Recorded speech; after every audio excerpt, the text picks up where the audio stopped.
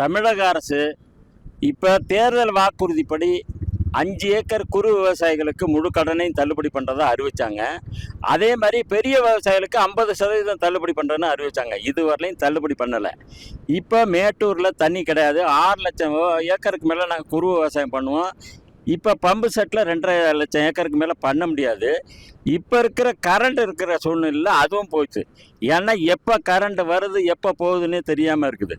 உடனடியாக எங்களுக்கு இந்த இப்போ மீன்பிடி தடை காலத்துல எல்லாம் விவசாயிகளுக்கு அது மீனவர்களுக்கு மீன்பிடி தடை காலத்தில் மீனவர்களுக்கு நிவாரணம் வழங்குறாங்க.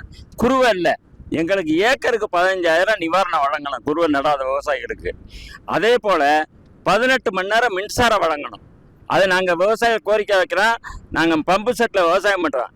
அப்படி இந்த குறுவை இல்லைன்னு வச்சுங்களேன், இந்த ஆண்டு நாங்கள் பிள்ளைகளை பள்ளிக்கூடத்தில் சேர்க்க முடியாது. குறுவை அறுத்து தான் நாங்கள் பொங்கல் தீபாவளி கொண்டாடணும். அது பண்ண முடியாது. இந்த மாதிரி சூழ்நிலை உருவாகும். இதே கருத்தில் கொண்டு உடனடியாக எங்களுக்கு கடனை தள்ளுபடி பண்ணணும்னு நான் கேட்டுக்கிறோம்.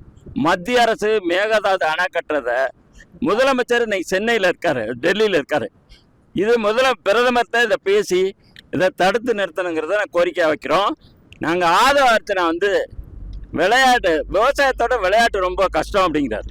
இது வன்மையாக கண்டிக்கத்தக்கது, விவசாயிகளை இழிவுபடுத்துகிற செயல். உடனடியாக அவர் இது சம்பந்தமாக மன்னிப்பு கேட்கணும் அப்படின்னு நாங்கள் விவசாயிகளும் கோரிக்கை வைக்கிறோம். இல்லை இப்போ டெல்டா பகுதிக்கெல்லாம் அவர் வந்தாக்க நாங்கள் கருப்பு கொடி காட்டுவோம். பதவி விலகணும்.